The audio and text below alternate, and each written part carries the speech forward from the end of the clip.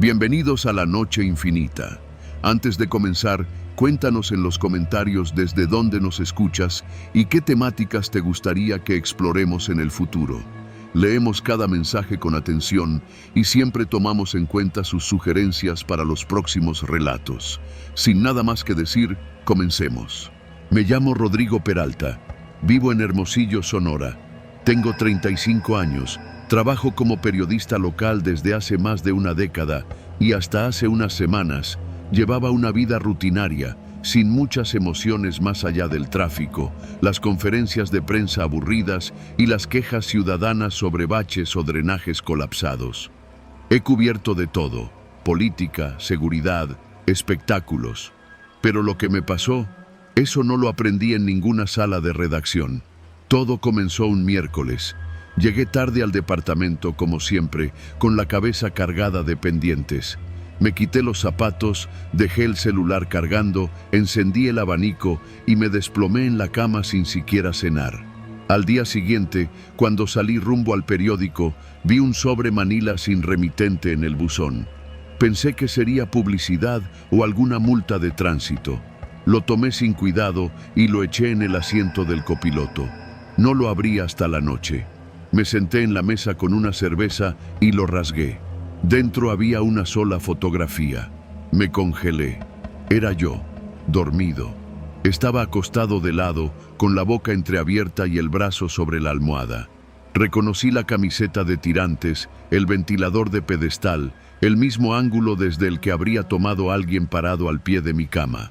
Al principio pensé que alguien me estaba jugando una broma, algún amigo con humor retorcido. Pero no tengo amigos así, y aunque los tuviera, ¿cómo diablos habrían entrado sin que me diera cuenta? Me quedé mirando la foto un buen rato. Noté que al fondo, el reloj de pared marcaba las 2:23. Eso era lo que más me perturbó. Yo siempre despierto a las 6 y jamás me doy cuenta de nada durante la madrugada. Esa noche me dormí con la luz del pasillo encendida y un cuchillo de cocina bajo la almohada. Al día siguiente revisé la cerradura, las ventanas, incluso la rejilla del aire acondicionado. Todo parecía en orden. Pensé en instalar cámaras, pero el dinero no me alcanzaba ni para una falsa. Me sentí ridículo, paranoico. Me convencí de que debía dejarlo pasar. Hasta que llegó el segundo sobre. Era viernes. Otro día largo en el trabajo. Salí tarde, con la ciudad tragándose el último sol de la tarde y las bandas de calor retorciendo el asfalto. Había olvidado el incidente casi por completo, hasta que vi el sobre pegado con cinta al parabrisas del carro. Dentro, otra foto. Esta vez estaba completamente boca arriba, con los brazos extendidos como si me hubieran colocado así. Mi expresión era plácida, casi muerta. En esta imagen podía verse claramente el reflejo del flash en mis pupilas cerradas. No sabía si vomitar o llorar. Llamé a la policía. Me mandaron con una oficial de nombre Salazar, que me tomó la declaración como quien escucha a alguien contar que vio un ovni. Me dijo que probablemente era alguien intentando intimidarme por alguna nota. Yo sabía que no. No cubro temas delicados, nunca he pisado los callos de nadie con verdadero poder. No tengo enemigos, o eso pensaba. Los días siguientes me obsesioné. Cambié la cerradura, puse seguro en cada rendija, coloqué botellas en la entrada del cuarto para escuchar si alguien las movía. Me dormía tarde, con la televisión prendida y una silla atrancando la puerta del dormitorio. Pero cada madrugada despertaba con el corazón acelerado, empapado en sudor, sintiendo que alguien me observaba, como si una presencia invisible se retirara justo en el instante en que abría los ojos. El lunes siguiente, al salir al trabajo, no había sobre, pero al regresar había uno deslizado por debajo de la puerta. En la tercera foto, yo estaba en posición fetal, abrazando la almohada como un niño. La persiana del fondo estaba entreabierta. Eso sí que me hizo gritar. Desde ese día dejé de dormir en el departamento. Me fui a quedar con mi primo Mario en la colonia Las Quintas. Él me ofreció su sofá cama y algo más importante, compañía. No le conté todo, solo que me estaban acosando. Pensé que cambiar de lugar detendría al enfermo que me seguía. Y por un par de noches, así fue. hasta que encontré el cuarto sobre dentro de mi mochila, la que usaba todos los días para ir al periódico. Ahí estaba yo, en el sofá de Mario, dormido, de lado. Mario jura que no fue él. Le creo. Ese tipo es tan distraído que apenas puede encontrar sus llaves por las mañanas. Además, él duerme como piedra. Fue cuando decidí instalar una cámara oculta, una pequeña, barata, que pude comprar en un puesto de segunda cerca del Boulevard Navarrete. La conecté al cargador de mi celular, apuntando directamente al lugar donde dormía. Le bajé el brillo para no llamar la atención y activé la grabación continua. Dormí mal, consciente del parpadeo tenue del lente, esperando que captara algo que me diera una respuesta. Y sí, la captó. Lo revisé a la mañana siguiente. Las primeras 3 horas eran normales. Mario viendo la televisión, luego él yéndose a dormir, la sala quedándose a oscuras. Y luego, a las 3:07, una figura aparece por el borde de la pantalla. Se mueve sin apuro. Es alguien delgado, con una gorra y guantes, y lleva una bolsa en la mano. Se acerca al sofá, me observa, se agacha. Luego, con calma, saca una cámara vieja, de las análogas, de rollo. Me toma una foto. No hace ruido. No me despierto. El flash está cubierto. Pero lo más aterrador es lo que hace después. Se inclina hacia mi oído, como si me susurrara algo, y luego se queda inmóvil, observándome durante casi 2 minutos completos. Después se va. No se roba nada. No toca nada más. Llamé a la policía. Les mostré el video. Dijeron que lo analizarían. No he vuelto a saber nada de ellos. Mario me pidió que me fuera. No lo culpo. Desde entonces me he estado quedando en hoteles de paso, cambiando cada 2 o 3 noches, cargando con lo poco que tengo. En cada nuevo lugar reviso 2 veces cada rincón, duermo con la luz encendida y, sin embargo, los sobres siguen apareciendo. En los más recientes, la calidad ha mejorado. Me toma desde más cerca. En uno incluso, mi ojo derecho está entreabierto, como si hubiera despertado un segundo tarde. En otro, tengo la expresión de quien se da cuenta, en sueños, de que no está solo. Empecé a notar pequeños detalles. En una foto aparece un zapato que no es mío. En otra, una figura apenas visible en el reflejo del vidrio. Una silueta masculina, sin rostro definido. Una noche me harté. Compré una pistola. Me quedé despierto toda la madrugada, sentado frente a la cama, apuntando al pasillo. No parpadeé, no me moví. A las 3:23 sentí que algo cambiaba en el aire. No vi nada, no escuché nada. Pero al día siguiente, sobre la televisión, encontré un sobre. Dentro, una foto mía. Despierto, sentado frente a la cama, con la pistola en la mano, mirando directo al lente. Ya no sé si esto es un juego, si alguien quiere matarme, quebrarme, o simplemente observarme hasta que deje de dormir, de comer, de vivir. Hoy encontré el último sobre. No había foto, solo una hoja doblada en 4, en tinta negra, con una sola línea. La próxima no será una foto. No pienso correr más. Esta noche me voy a quedar en casa. Voy a dejar la puerta abierta, la luz apagada, la cámara encendida y el cuchillo listo, porque si ese desgraciado viene por mí, por fin, yo también estaré despierto.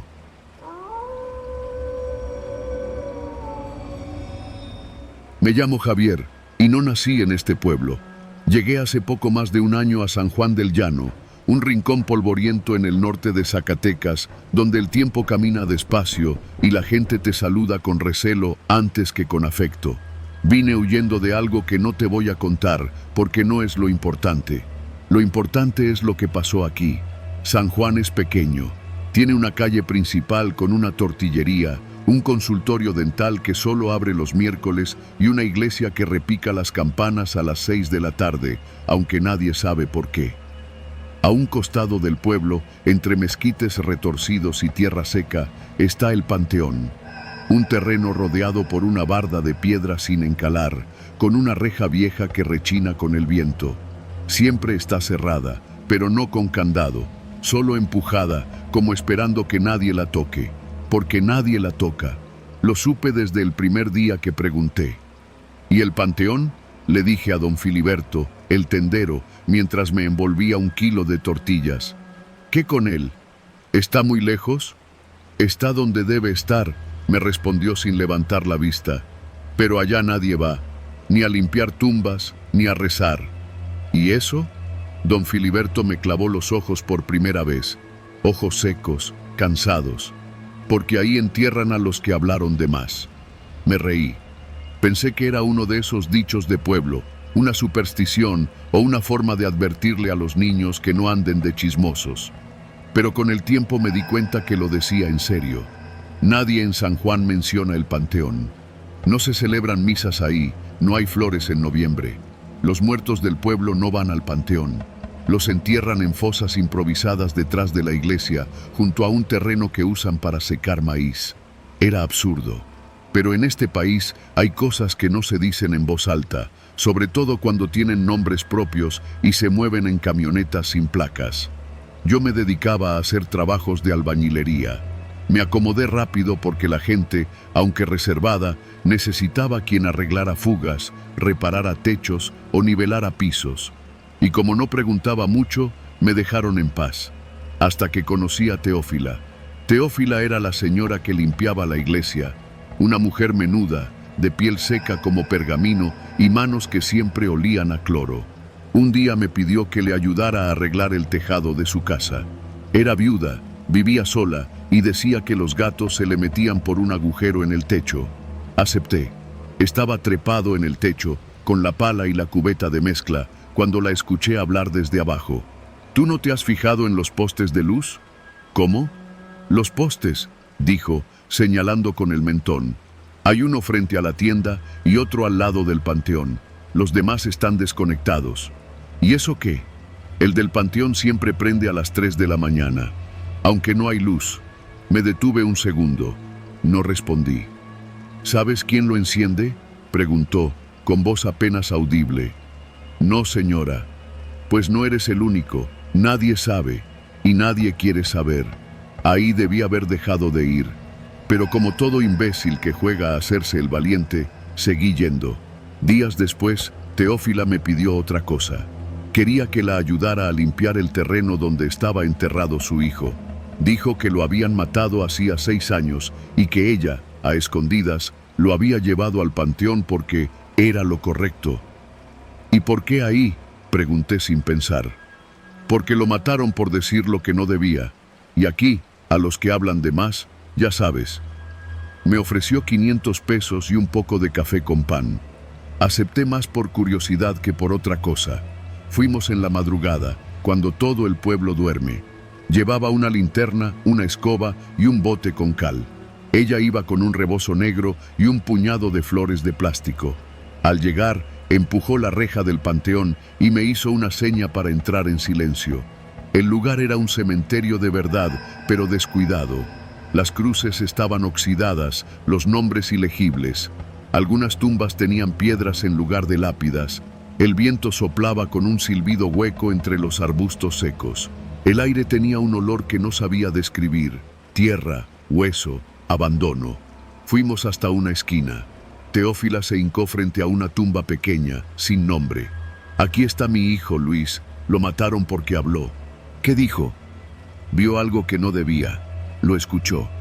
¿Escuchó qué? Ella me miró con los ojos húmedos. Un cargamento, una conversación, una amenaza. Yo qué sé.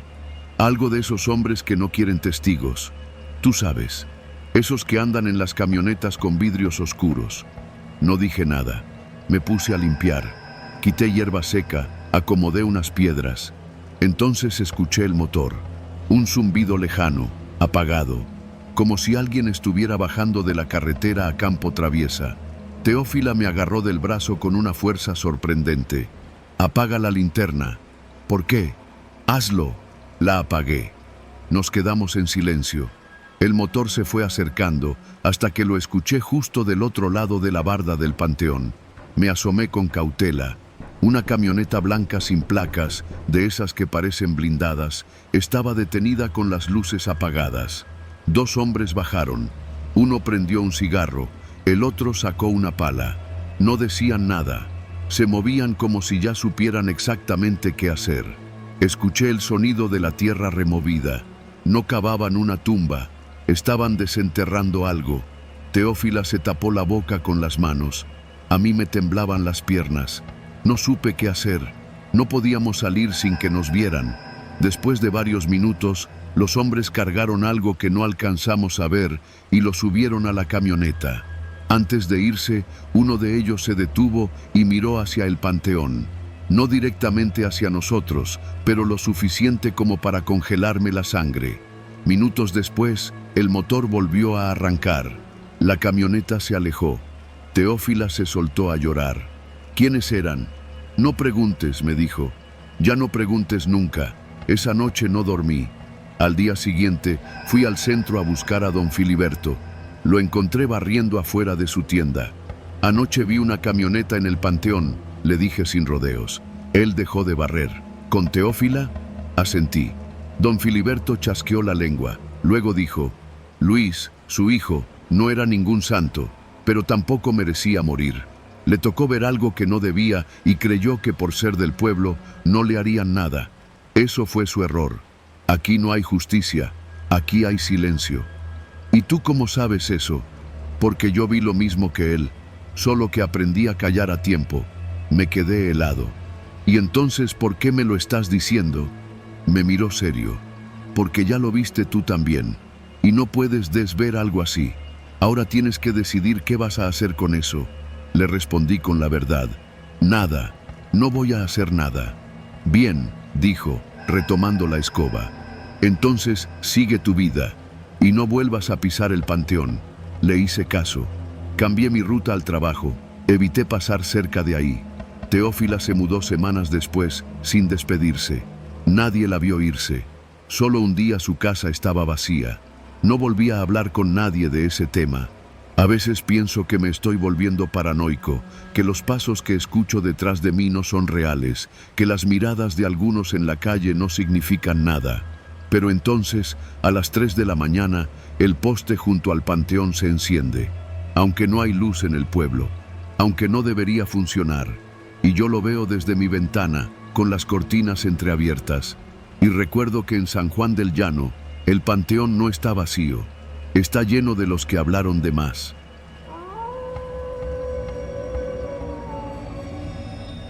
Cuando alguien te dice que cada viaje puede cambiarte la vida, rara vez piensas que te lo dicen en serio. Yo lo aprendí una noche, mientras trabajaba como chofer de aplicación en Guadalajara. No es la historia que cuento en reuniones familiares. De hecho, es la historia que no le cuento a nadie. Pero cada que vuelvo a escuchar esa voz en mi cabeza, sé que necesito hablar. Era jueves. Había llovido casi toda la tarde y la ciudad olía a tierra mojada, a gasolina y a miedo. Llevaba más de 10 horas manejando, tratando de juntar lo suficiente para cubrir la mensualidad del coche. Ya era tarde. Pasaban de las 12 de la noche. Iba a apagar la app cuando cayó el último viaje. Un recorrido corto, pero bien pagado, desde una colonia industrial medio abandonada hasta el centro. Acepté sin pensar. El nombre del usuario era Arturo. La ubicación de recogida era en la colonia El Álamo, cerca de unas bodegas que siempre me daban mala espina. Estacioné frente a una calle vacía, apenas iluminada por una lámpara pública que parpadeaba como si fuera a rendirse. Toqué el claxon una vez, como de costumbre. Nada. En el espejo retrovisor, solo vi sombras. Iba a cancelar cuando sonó la puerta trasera y alguien entró sin decir palabra. Solo escuché su voz, seca, firme, grave. ¿Eres César? Sí, respondí, sin girar la cabeza. Buenas noches. ¿A dónde vamos? Ya está en la app, dijo simplemente. Entonces me habló de nuevo. Esa voz. Ahí fue cuando mi estómago se apretó. Era imposible. Pero yo conocía esa voz. No le había dicho a casi nadie cómo sonaba. Solo la había escuchado una vez en mi vida, hace 3 años, en una llamada que me destruyó el alma. Fue una voz distorsionada, pero la recordaba bien, como se recuerda el tono de un mal sueño que no se puede olvidar. Esa voz me dijo entonces: tu hermano se metió donde no debía. Ya no lo busques. Y colgó. Luego lo encontraron, o lo que quedaba de él, en un terreno baldío al norte de la ciudad. Juan Carlos, mi hermano menor. Nunca supimos más. Perdón, ¿nos conocemos?, pregunté, tratando de disimular el temblor en la garganta. No creo, contestó, sin emoción. Solo maneja. Comencé a avanzar. Intenté verlo por el retrovisor, pero traía una gorra baja y el rostro medio cubierto con un cubrebocas negro. Solo se le veían los ojos, apagados, fríos. El tipo llevaba una chamarra gruesa, parecía sudar, pero no se quitaba nada. Las calles estaban vacías. A cada semáforo sentía cómo mi pulso se aceleraba. Mi mente giraba. ¿Y si era él? ¿Y si esa era la voz? ¿Y si, por esas casualidades del destino, yo tenía en mi coche al asesino de mi hermano? Me decía que era imposible, que eran alucinaciones, pero algo en mi instinto me decía que no estaba equivocado. ¿Estás bien?, preguntó de pronto. Sí, perdón, solo estoy cansado. Se nota. Hubo silencio durante varios minutos. Mi garganta estaba seca, las manos sudaban en el volante. Cuando pasamos cerca del hospital donde habían llevado a mi hermano aquella vez, me vinieron los recuerdos como un golpe en la cara. Tenía el cuerpo destrozado, le habían roto cada dedo. En su rostro, irreconocible, apenas quedaban fragmentos del joven que era. Nunca se esclareció nada, solo ajuste de cuentas. Pero Juan Carlos no era narco, no era ladrón. Era un morro que repartía comida en bici, nada más. ¿Te puedo hacer una pregunta?, solté, fingiendo neutralidad. Depende. ¿Conocías a un chavo llamado Juan Carlos? Tenía 21 años. Era repartidor. El tipo se quedó callado. No respondió. Ni siquiera se movió. ¿Por qué preguntas eso?, soltó finalmente. No sé. Solo me sonó tu voz. Me lo recordaste. Hubo un silencio largo. El tipo se inclinó levemente hacia adelante, como si quisiera decir algo, pero luego se volvió a recostar en el asiento. El ambiente se volvió irrespirable. «Te pareces a alguien», dijo, sin mirarme. «A alguien que lloraba mucho por teléfono». Mi corazón se detuvo por un segundo. ¿Perdón? Nada. Sigue derecho. Me sudaban las manos. La voz, su tono, todo coincidía. No había duda en mí. Era él, el tipo que hizo esa llamada, el que mandó matar a mi hermano. Lo tenía sentado atrás, a 1 metro de mí.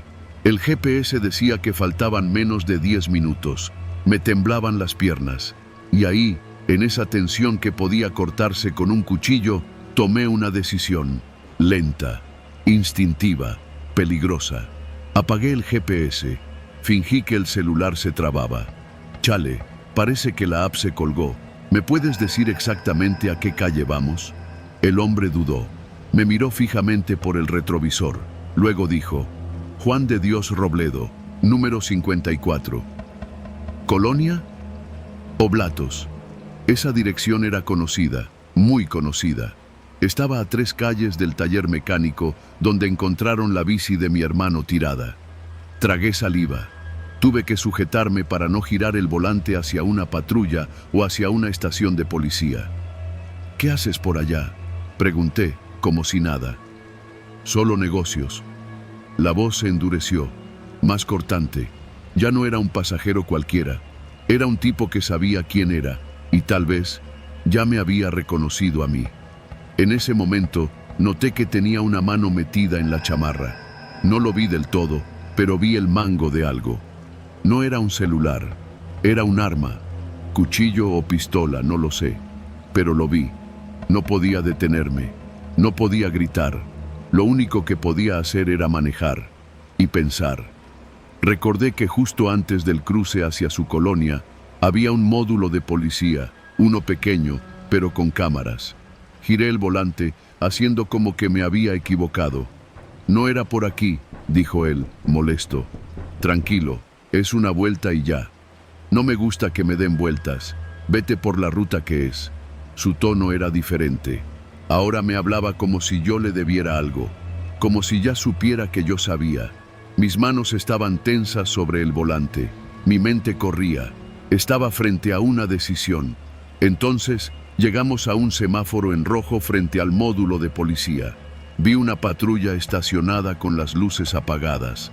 No sabía si había alguien adentro, pero si aceleraba, pasaba la luz. Si me quedaba, me arriesgaba. Decidí quedarme. ¿Por qué te detuviste aquí? Es el semáforo, carnal. No hay carros, písale. No me gusta correr, ya casi llegamos. Entonces, sin más, sacó la pistola. La apoyó contra el respaldo de mi asiento. ¿Quién eres, cabrón? No pude contestar. Mi garganta no respondió. Ya sabía, desde que preguntaste por el repartidor. Tú eres el hermano, ¿no? No respondí. No tenía sentido negar nada. ¿Qué? ¿Me vas a llevar con los puercos? Solo quiero saber por qué, logré decir con la voz quebrada. Porque me lo ordenaron.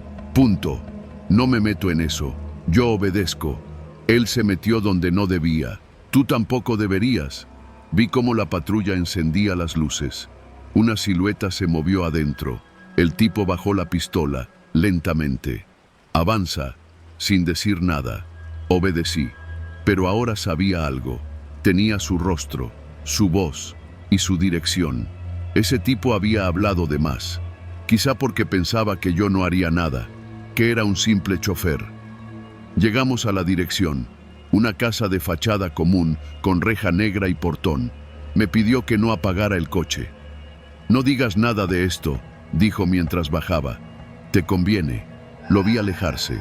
Su caminar era lento, confiado, como si supiera que nadie lo tocaría, como si hubiera hecho esto 1000 veces. Cuando la puerta se cerró tras él, tomé una foto del lugar. Guardé la dirección. Y esa misma noche, después de respirar por fin, fui directo a la policía, a la unidad de inteligencia. Les conté todo, mostré la grabación de audio que había activado sin que se diera cuenta, y me fui. Pasaron semanas, no supe nada.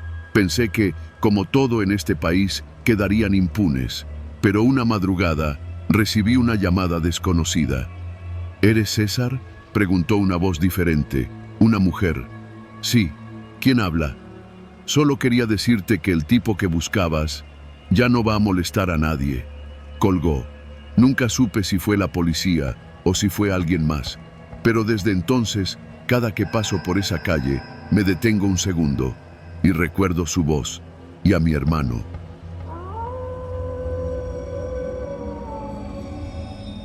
Me llamo Tomás.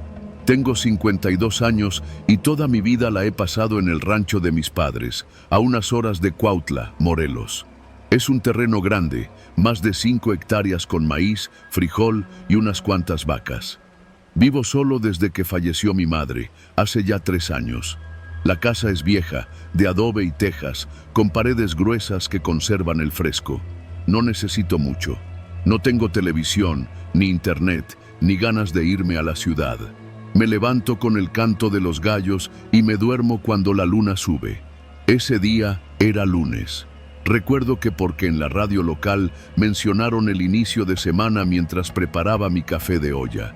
El clima estaba seco y el cielo despejado. Tomé mi machete, mi sombrero y salí rumbo a la parte alta del terreno, donde tenía pensado abrir unos surcos nuevos. Era una zona que no tocaba desde hacía tiempo, medio escondida detrás de unos nopales grandes y un mezquite seco. Cuando llegué, noté algo que me detuvo en seco. El suelo, a unos 5 o 6 metros de donde pensaba empezar a trabajar, estaba removido. La tierra era de un color distinto, más suelta, como si la hubieran cavado y vuelto a cubrir apenas unos días antes. Me acerqué despacio, sin dejar de mirar el contorno irregular del montículo. Lo primero que pensé fue que algún animal se había muerto y alguien del pueblo vino a enterrarlo ahí. Pero luego vi la pala. Estaba recargada contra un árbol. No era mía, ni de nadie que conociera.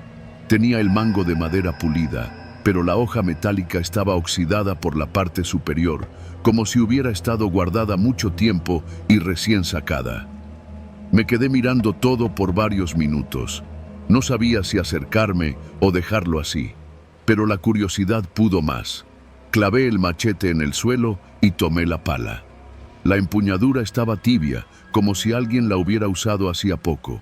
Comencé a cavar con cuidado. La tierra cedía fácil, como si no la hubieran compactado bien. Apenas había avanzado unos 20 centímetros cuando el olor me golpeó.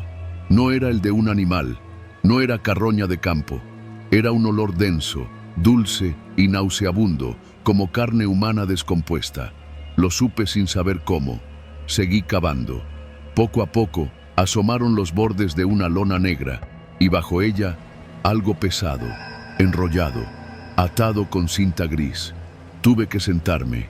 El corazón me golpeaba el pecho como cuando era niño y corría loma arriba. Sentía un zumbido en los oídos. Miré alrededor. No había nadie, ni un alma, solo el viento y el canto lejano de unos zanates. Pero sentía que alguien me miraba, como si hubiera ojos escondidos entre los arbustos. Volví a la casa y agarré mi celular. Apenas tenía señal, pero pude mandar un mensaje a mi primo Jorge, que es policía en Cuautla. Le escribí que necesitaba verlo urgente, que encontré algo raro. No quise poner más. Temía que si escribía lo que era, alguien pudiera leerlo por ahí. Uno nunca sabe. Jorge llegó esa misma tarde, antes de que anocheciera. No vino en patrulla. Usó su camioneta vieja, sin placas oficiales. ¿Qué chingados pasó, Tomás? ¿Estás bien?, me preguntó en cuanto bajó. Ven, no quiero hablar aquí, le dije, y lo llevé directo al lugar. Cuando quitamos la lona, los dos supimos que aquello no tenía arreglo. Era un cuerpo, un hombre, no muy viejo, tal vez de unos 35 años. Le habían envuelto la cabeza con cinta gris. Las manos estaban atadas a la espalda. Llevaba botas vaqueras y pantalón de mezclilla. En la espalda tenía un tatuaje mal hecho, una calavera con una serpiente enredada. Jorge se puso tenso. Lo noté al instante. Tápalo. No lo toques más, me dijo. No le digas nada a nadie todavía, ni al comisariado ni a tus vecinos. ¿Sí? Asentí. ¿Tú sabes quién es? No, pero ya vi cosas así. Es trabajo de los de siempre. Esto no fue accidente, y si dejaron el cuerpo aquí es por algo. Esa noche no pude dormir. Jorge se fue antes de las 9 y me dijo que al día siguiente vendría personal de la fiscalía, pero que no me preocupara, que él se encargaría de hablar con sus jefes. Lo que me preocupaba no era la ley, era lo otro, lo que no se dice, pero se sabe, que dejar un cuerpo en tu terreno no es casualidad, que eso es mensaje para alguien. Y esa noche lo confirmé. Alrededor de las 2 de la mañana escuché pasos, no en el patio, no en la calle, dentro de mi casa. Me levanté en silencio, descalzo, con el machete en mano. La casa es chica, un cuarto grande donde duermo y cocino, y otro más chico donde guardo herramientas. Las ventanas tenían cortinas pesadas, y la única luz que entraba era la de la luna, apenas filtrada. No vi a nadie, pero el cuchillo de cocina, el grande, no estaba donde siempre. Lo había dejado sobre la estufa. Ya no estaba. Tampoco la pala, la misma que había encontrado junto a la fosa. Me armé de valor y salí al patio. Nada. Silencio. Pero entonces la vi. Una figura parada a la distancia, cerca del mezquite. No se movía, no hablaba. Solo estaba ahí, mirándome. O al menos eso sentía. No le grité, no le pregunté nada. Cerré la puerta con tranca y esperé hasta que amaneciera, sentado junto a la pared, con el machete en la mano y el miedo anudado en el estómago. A la mañana siguiente llegaron los de la fiscalía.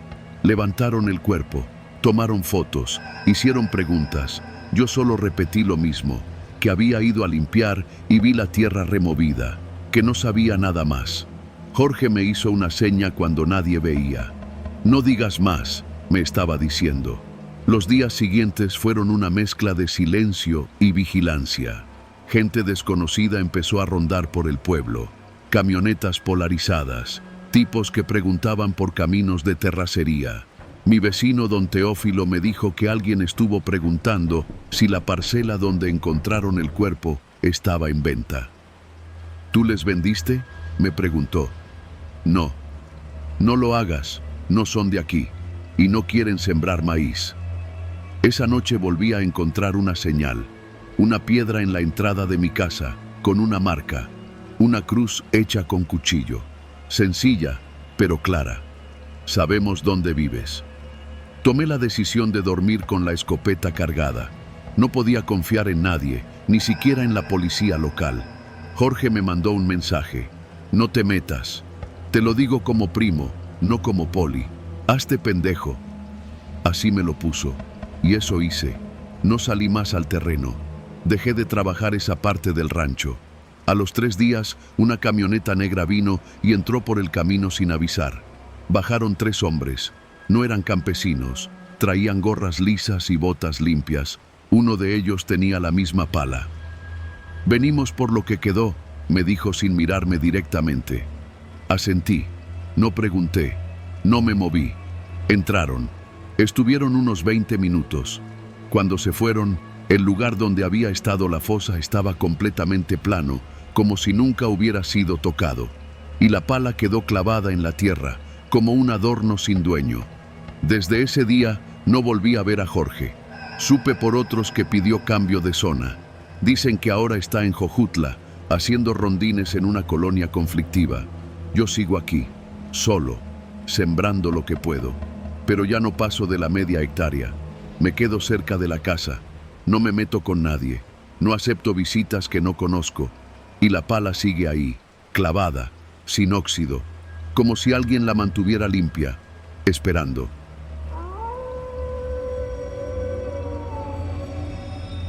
No sé si lo que estoy a punto de contar me va a dejar más tranquilo o más jodido. La verdad, ni siquiera sé si tengo derecho a estar vivo. Pero aquí estoy, y cuando escucho fuegos artificiales, cumbia en la madrugada o las campanas de una iglesia, el cuerpo me traiciona, me tiemblan las manos, me regreso a esa noche, la boda de mi primo Julio. Fue en un salón grande de esos que rentan para eventos en San Juan del Río, a las afueras del pueblo. Una construcción con láminas blancas, sillas de plástico con moño, pista de baile pegajosa por las cervezas y al fondo un escenario chiquito donde los músicos todavía estaban terminando de montar sus instrumentos cuando llegamos.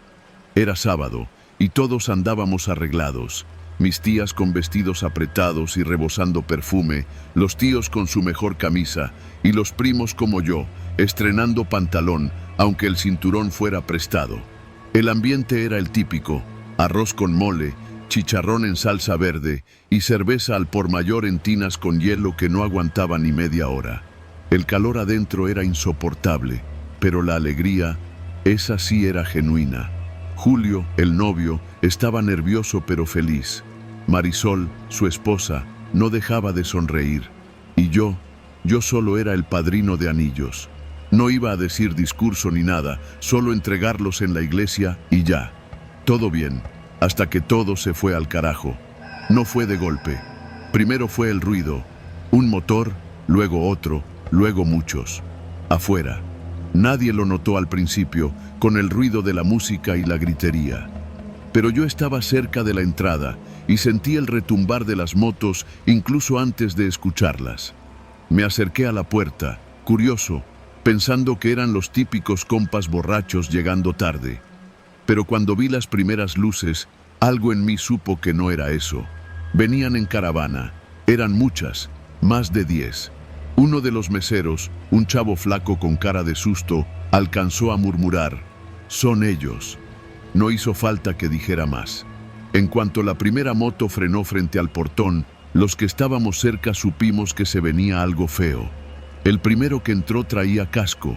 No se lo quitó. Vestía de negro y cargaba un rifle que no parecía de los que usan los militares. Detrás de él entraron otros 2, también armados. Luego más. Todo pasó en menos de 1 minuto. La música no se detuvo de inmediato. Fue la tuba la que siguió sonando, ignorante del horror, hasta que uno de ellos, sin decir una sola palabra, disparó al aire dentro del salón. El estruendo reventó como bomba. El músico dejó caer su saxofón. La tuba se cayó. Alguien gritó. Un vaso se rompió. Y luego, silencio. Silencio absoluto. El del casco habló. Nadie se mueve. Su voz era seca, sin emoción. Nadie se atrevió a responder, ni a moverse. Solo los niños lloraban, sin entender, y las mujeres los abrazaban con fuerza, intentando taparles los ojos. «Venimos por uno», continuó el sicario. «Queremos al padrino». Silencio.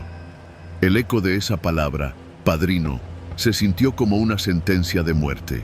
Yo estaba parado a unos pasos de la mesa principal. Sentí que todos me miraban, pero no dijeron nada.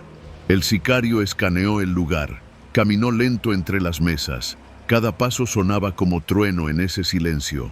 Otros dos lo seguían. Uno de ellos tenía un arma más chica, pero la sostenía con una soltura que asustaba más que el fusil largo. «No estamos jugando», dijo. «Sabemos que está aquí, el padrino, que se haga presente. No queremos hacerle daño a nadie más». La voz del otro fue más clara, con un acento norteño. «Es cosa de él. No se metan ustedes». Miré a mi primo Julio. Me estaba viendo. No dijo una palabra, ni un gesto. Marisol tenía la mano sobre su pecho, pálida. No sabían qué hacer. Nadie sabía. Yo era el padrino. Pero no sabían si me refería a padrino de anillos o a otro padrino. Y esa duda nos dio segundos. Solo eso. Segundos. Uno de los tíos, el más borracho, se puso de pie, trastabillando. «¿Quién les dijo que estaba aquí?», preguntó con voz quebrada. El del casco se giró en seco. Caminó hacia él, levantó el arma y lo apuntó directo en la frente. «No preguntes, solo entréganos al cabrón». El tío se quedó congelado. Se orinó encima, literal. La mancha creció en sus pantalones beige y el silencio volvió a caer. Yo pensaba en mil cosas, en decir «soy yo» para evitar una masacre, en quedarme callado, en salir corriendo, pero mis piernas no respondían. El corazón me latía tan fuerte que me costaba escuchar otra cosa. El sicario levantó la voz. «Última vez que lo pedimos. El padrino. No más juegos». Entonces, alguien más se levantó. Un hombre que yo no conocía. Vestía camisa blanca, delgada, sin corbata. Tenía la piel morena, curtida. Era uno de los invitados del lado de Marisol, creo. «Soy yo», dijo con firmeza. Los sicarios lo miraron, dudaron. «¿Tú eres el padrino?» «Sí». Nadie dijo nada, nadie contradijo, nadie lo corrigió. El del casco lo miró largo, luego asintió. Uno de los otros lo tomó del brazo.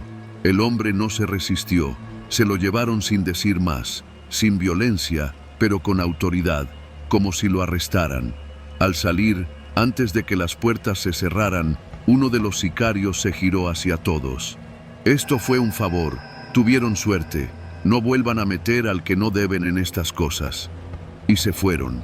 Las motos arrancaron una por una, como si fueran parte de una coreografía ensayada.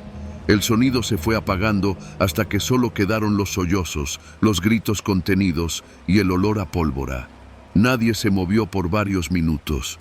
Nadie habló. Nadie se atrevió. Hasta que alguien preguntó, «¿Quién era ese?». Silencio.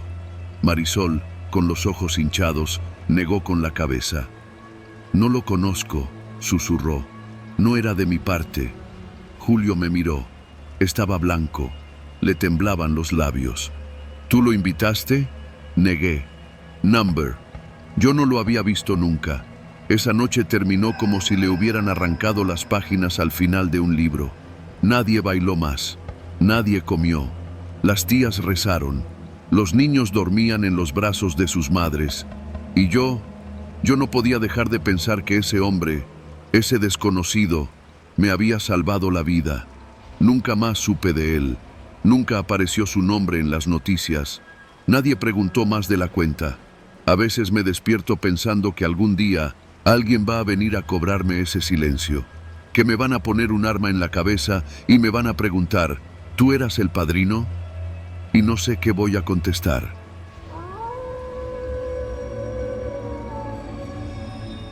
Me llamo Leticia. Tengo 48 años y desde hace más de 20 vivo en la colonia Insurgentes de Tijuana.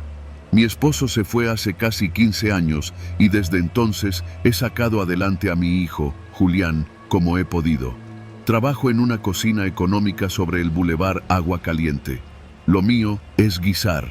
Cocino desde niña, desde que mi madre me dejaba pelar papas en una silla alta junto al fogón. La mañana en que todo cambió, estaba limpiando nopales para el guiso del día cuando sonó mi celular. Era un número desconocido. Contesté sin pensar y al otro lado una voz gruesa, seca, directa. ¿Eres la mamá de Julián? Sentí que se me vació el estómago. No porque la pregunta fuera rara, todos los conocidos de mi hijo lo sabían bien, sino por el tono. Lo supe de inmediato. Esa voz no era de nadie del trabajo, ni de la escuela, ni del barrio. Sí, ¿quién habla? No preguntes, solo escucha. Lo tenemos. Si quieres volver a verlo, vas a hacer exactamente lo que te digamos. Me quedé muda. El cuchillo resbaló de mi mano y cayó al piso. La voz siguió. Tu hijo se metió donde no debía, pero no es por eso que vive o muere. Vive si tú cumples. Así de simple. Me dieron una dirección, una casa en el fraccionamiento Lomas de San Antonio, rumbo al cerro, donde la ciudad se hace tierra y polvo. Me dijeron que tenía que presentarme esa misma tarde, llevar mis cuchillos, ingredientes y lo necesario para cocinar. Vas a cocinar para nosotros, nada más. ¿Entendiste? No pedí explicaciones, no lloré, no supliqué, solo dije que sí. Me tomé un taxi hasta la central, donde compré ingredientes como si fuera un pedido normal. Pollo, arroz, frijol, tortillas de mano, cebolla, ajo, aceite, chiles pasilla y serranos. Pensé en un menú sencillo, algo casero, porque no sabía qué querían exactamente. La casa estaba en una pendiente, casi al borde de un terreno baldío con vista al libramiento. La fachada era simple, gris, sin señas. Una camioneta negra estaba estacionada en la entrada. Golpeé la puerta con los nudillos. Me abrió un muchacho de no más de 20 años. Traía una playera sin mangas, el pelo rapado y una pistola fajada en el cinturón. No me dijo nada, solo se hizo a un lado. Entré. La casa olía a cigarro, a cerveza caliente y sudor. Había 3 hombres en la sala, todos armados. En la mesa, botellas, colillas y restos de comida vieja. El que parecía el jefe estaba sentado al fondo, alto, moreno, ojos hundidos. Pásale, ya te estaban esperando. No pregunté por Julián. A esas alturas sabía que no era momento. Me llevaron a la cocina. Tenía una estufa de gas, parrilla y trastes básicos. Un refrigerador casi vacío. Me asignaron una hielera con los ingredientes que yo había llevado. Tienes 3 horas. Queremos cena buena. A eso de las 8. Si todo sale bien, te lo dejamos ver. No supe si se referían a verlo vivo o muerto. Me puse a cocinar. Primero el arroz. Agua, ajo, un poco de aceite. Lo doré en silencio. Luego puse los frijoles a hervir y comencé a preparar una salsa verde cruda con tomatillo y chile serrano, bien molida. El sudor me corría por la espalda, pero me mantuve firme. Mientras picaba cebolla, entró uno de ellos. Se llamaba Efraín. Me preguntó si necesitaba algo más. Le dije que tortillas. Me miró raro, luego se rió. Esta señora quiere tortillas, como si esto fuera un restaurante. Si no hay tortillas, no hay cena. Se fue y regresó 20 minutos después con un paquete de tortillas frías del Oxxo. Es lo que hay. Te las calientas tú. En otra situación me habría reído, pero no ahí. Corté el pollo en piezas, lo pasé por harina, lo freí con aceite caliente y lo dejé escurrir. Les iba a servir pollo en salsa pasilla con frijoles y arroz. Una comida decente. No era por ellos, era por mí, por Julián. Antes de servir, el jefe se acercó. Puso su mano sobre mi hombro. Sentí el frío del metal en su muñeca. Cocinas bien. Ojalá tu hijo supiera elegir mejor con quién se mete. Lo miré a los ojos por primera vez. No dije nada. Sirvieron los platos en la mesa de la sala. Comieron en silencio los primeros minutos, como si fueran una familia improvisada. Luego comenzaron a reír, a insultarse entre ellos, a pedir cerveza. Uno gritó desde el fondo: «Esta doña cocina mejor que mi jefa». Al jefe pareció agradarle eso. Me hizo una seña para que me acercara. «¿Quieres verlo?». No sabía si debía decir sí, pero asentí. Me llevaron al cuarto del fondo. La puerta tenía doble chapa, pero estaba entreabierta. Dentro, Julián, tirado en el suelo, con una cobija rota. Tenía los ojos abiertos, estaba vivo. Un golpe en la frente, las manos atadas. «No le hemos hecho nada que no merezca», dijo uno. «Solo lo estamos educando». Cerraron la puerta. Esa noche me quedé a dormir en la sala. Me dejaron un colchón inflable junto a la cocina. Me despertaban los ronquidos de los hombres y el zumbido de los mosquitos. No dormí más de 2 horas. A la mañana siguiente, el jefe me habló desde el comedor. «Te vas a quedar toda la semana. Desayuno, comida y cena. Si haces bien las cosas, tu hijo sale. Si no, ya sabes». Pasaron 5 días. Cociné como nunca en mi vida. Huevos con chorizo, caldo de res, tacos de guisado, tortitas de papa, chile relleno, lentejas. Todo con lo que había, con lo que traían. Aprendí a no preguntar. En los pasillos, a veces escuchaba los gritos de Julián. A veces lo callaban con un golpe. Nunca pude tocarlo. Solo lo vi 2 veces más, desde lejos. Su cara hinchada, los labios partidos. Pero estaba vivo. El 5.º día, mientras preparaba unas enchiladas verdes, Efraín me habló. Me dijo que fuera empacando mis cosas. Ya estuvo. ¿Y mi hijo? Ya lo traen. Media hora después, una camioneta gris se estacionó fuera. Sacaron a Julián como si fuera un bulto. Lo dejaron en la banqueta, frente a la casa. Yo salí corriendo. Estaba herido, pero consciente. «Corre», me dijo uno de los hombres desde la puerta. «Y no digas nada, porque no hay segunda vez». Julián y yo caminamos sin voltear.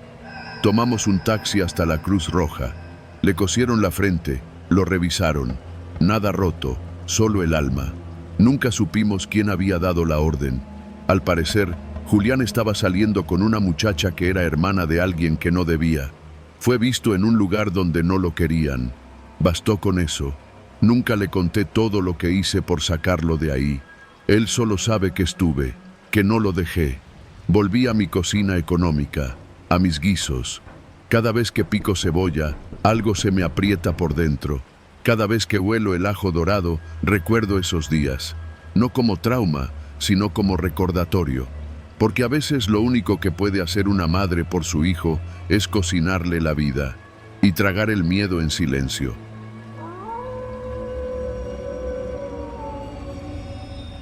Yo siempre dije que los taxistas de noche somos como confesores anónimos.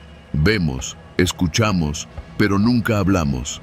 Cargamos historias ajenas, miserias, secretos. Pero la madrugada del 15 de mayo aprendí que hay viajes que no se olvidan, que se te clavan en la memoria como una astilla podrida que ni el tiempo logra expulsar. Eran las 2:15 aproximadamente.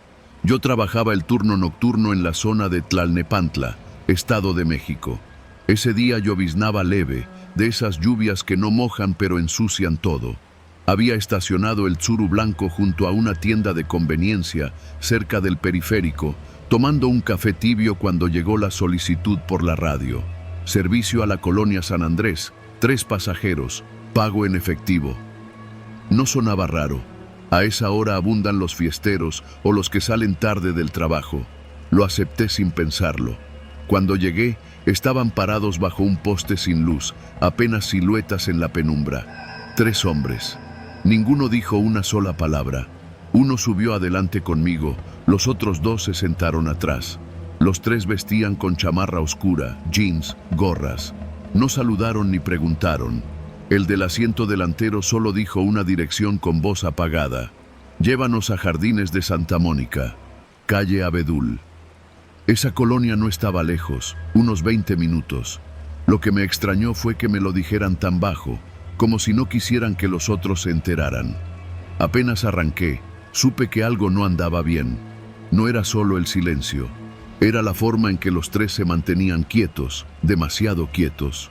Ninguno revisaba el celular, ni hablaban entre ellos, ni siquiera veían por la ventana. Metí segunda, crucé por un bulevar poco iluminado y de reojo, por el espejo retrovisor, vi que uno de los que iba atrás se inclinó un poco. Algo me llamó la atención. Ajusté el espejo, como fingiendo que buscaba un ángulo mejor, y fue ahí cuando lo vi claramente. Tenía un arma. No sé qué tipo exactamente, pero era negra, con una forma que no dejaba lugar a dudas. Me estaba apuntando, directo a la nuca, en silencio. No dije nada, ni siquiera respiré hondo. Solo apreté el volante con ambas manos y traté de mantener la vista al frente. Me había tocado lidiar con tipos violentos antes. Raterillos, borrachos, algún cliente pasado de coca, pero esto era diferente. Aquí nadie hablaba, nadie exigía nada. Era como si el silencio fuera parte del plan. Pasamos por una patrulla estacionada frente a una farmacia cerrada. Pensé en frenar, tirarme del coche, hacer señas, pero una voz en mi cabeza me dijo: no te muevas, no la cagues. No sé si fue miedo o instinto, pero obedecí.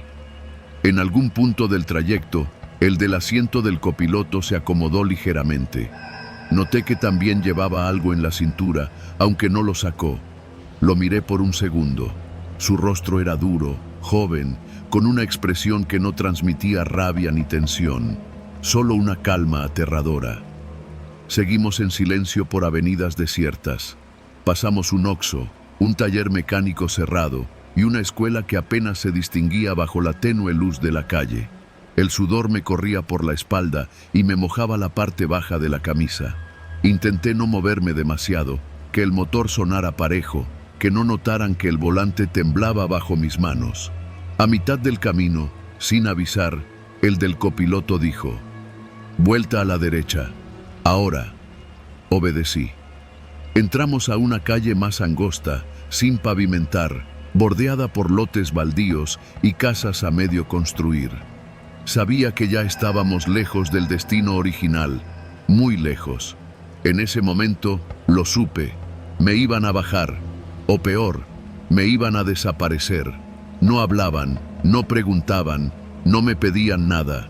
Y ese silencio era 1000 veces más aterrador que cualquier amenaza, porque no había negociación posible.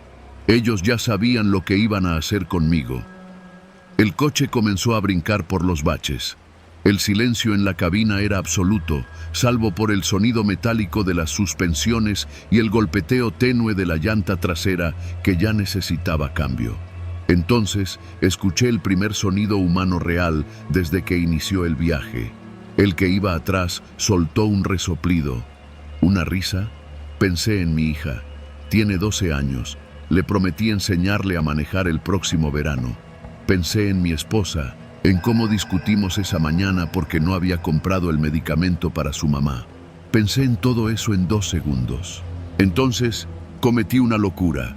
Aceleré, no a fondo, solo un poco. Lo suficiente para que no pareciera que huía, pero sí para salir de esa calle rápido. El copiloto volteó a verme, pero no dijo nada. Solo apretó los labios. En ese momento, otro tipo desde atrás, el que apuntaba, habló por primera vez. «Bájale», fue lo único que dijo, pero su voz era la de alguien que ya no se acostumbraba a hablar, rota, cansada, hueca. «Bájale», repitió, y sentí el metal tocarme el cuello, apenas rozarlo. Supe que no era una amenaza, era una orden, y que si no la acataba, ahí se acababa todo. Reduce la velocidad. Bajé a 20, 10, y entonces vi una patrulla. No venía de frente, sino estacionada, apagada, a oscuras, sin luces, como si estuviera abandonada. Pero vi el reflejo de una linterna moverse dentro. No sé qué fuerza se apoderó de mí, pero tomé la decisión sin pensarlo. Pisé el freno a fondo, metí neutral, abrí la puerta y me tiré del coche. Rodé por el suelo, sentí el golpe en el hombro, el asfalto raspándome los brazos. Escuché el motor del Tsuru seguir andando solo unos metros más hasta que alguien frenó. Un portazo, luego otro. Gritos, un disparo, uno solo. Me arrastré hacia la patrulla. No sé si grité, no sé si los policías ya habían bajado. Lo que sé es que uno me agarró del brazo, me levantó y me cubrió con su cuerpo. Otro apuntaba hacia el coche. Cuando revisaron el taxi, ya no había nadie. La puerta trasera abierta, una gorra en el asiento, el celular del copiloto tirado en la alfombra, el casquillo en el piso, pero ningún cuerpo, ningún rastro. No me dispararon. No sé por qué. Tal vez el que jaló el gatillo no tenía clara la mira, o tal vez no era para matarme, solo para recordarme que pudieron hacerlo. Estuve 2 semanas sin salir. No dormía, no comía, no hablaba. La fiscalía me entrevistó, tomaron mis datos y nada más. No me robaron, no pidieron dinero, no dijeron por qué. Y eso es lo que me sigue matando, no saber. Volví a manejar, pero ya no de noche. No paso por esa zona. No recojo a más de 2 personas a la vez.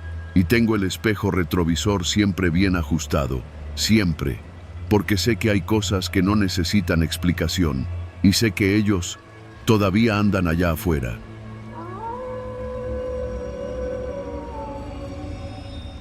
Mi nombre es Lucía. Soy enfermera desde hace poco más de 9 años. He visto cosas que te hacen perder la fe en la humanidad y otras que te devuelven el alma al cuerpo. Pero lo que ocurrió aquella noche en el Hospital General de Iztapalapa no tiene nombre. No sé si alguna vez podré sacármelo de la cabeza. Era miércoles, pasadas las 11 de la noche, y la guardia venía tranquila. El turno nocturno en urgencias siempre es impredecible. A veces no te das abasto con la cantidad de heridos por accidentes, balaceras, sobredosis, y otras, como esa noche, pareciera que el mundo se olvidó de hacer daño. Yo estaba en la sala de descanso, comiéndome unas papas y viendo el teléfono, cuando entró la doctora Morales con cara de susto. «Lucía, ¿puedes venir un segundo? Hay un ingreso raro». Me levanté de inmediato. Al llegar a la sala de choque, lo vi. Era un hombre, o lo que quedaba de uno. Lo habían traído unos policías de la alcaldía Iztacalco. Lo encontraron tirado detrás de una tienda de conveniencia, cerca del canal de San Juan. Según el parte, tenía múltiples lesiones en el rostro. Múltiples es decir poco. Lo habían destrozado. Su cara, lo juro, era como si alguien hubiera intentado borrarla.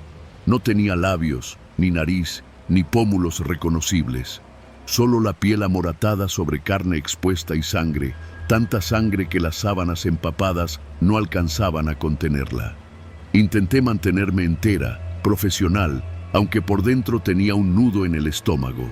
Le conectamos sueros, saturamos oxígeno, intentamos estabilizarlo, pero estaba al borde del colapso.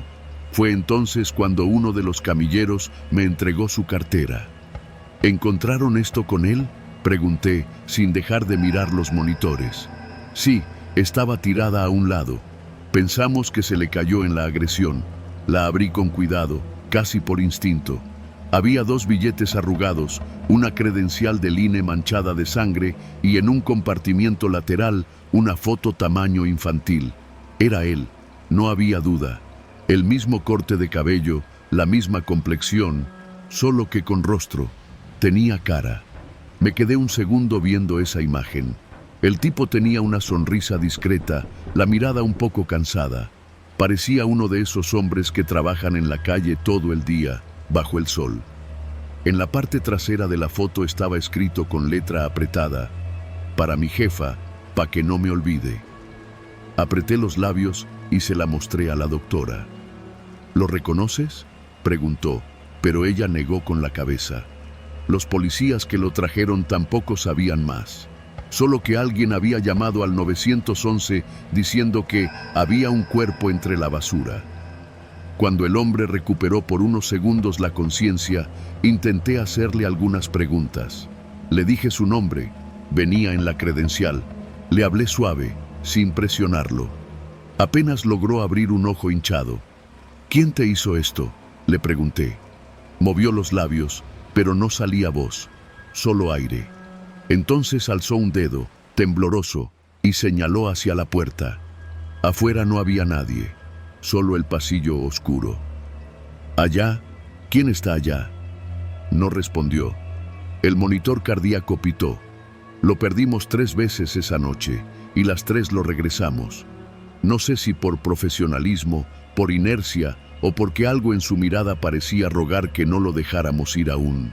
A las 4 de la mañana, su presión cayó de golpe. Ya no respondió al RCP.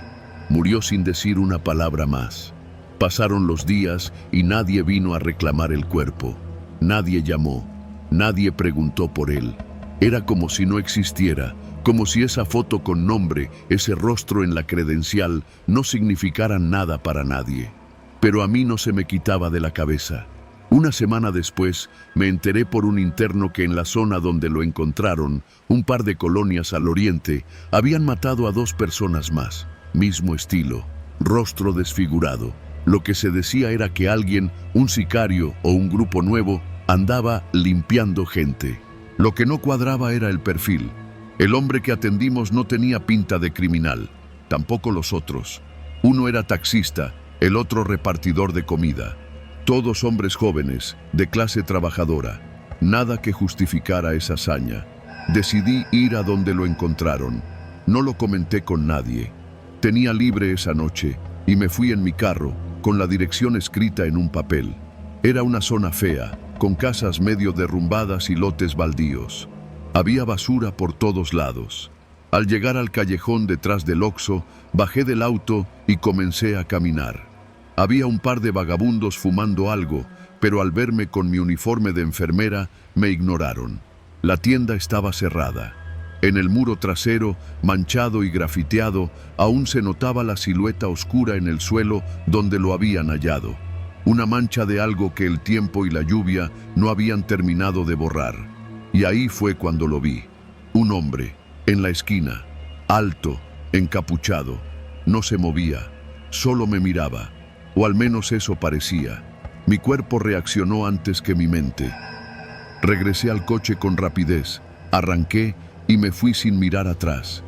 Esa noche soñé con él, no con el encapuchado, con el paciente. Lo veía parado frente a mí, con su rostro destrozado, igual que cuando lo ingresamos. Me entregaba la misma foto y me decía, no soy el único.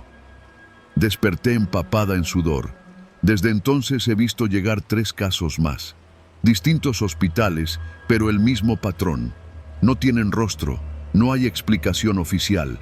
Las autoridades dicen que son ajustes de cuentas, pero no hay pruebas, no hay denuncias, hay miedo. Yo sigo guardando su foto. La tengo dentro de un cuaderno en mi buró. A veces la miro antes de dormir. No sé por qué. Tal vez porque siento que es lo único que queda de él. Porque a veces me pregunto cuántas fotos más hay perdidas en carteras, esperando que alguien las mire y recuerde que esa persona existió. Una semana después de su muerte, una mujer llegó preguntando por un Carlos V. Dijo que era su hijo. Traía en la mano una bolsa con ropa vieja y una foto impresa en papel bond. Era la misma que yo tenía. Le dije que esperara, que iba por un médico. Cuando regresé, ella ya no estaba. No firmó nada, no dejó datos.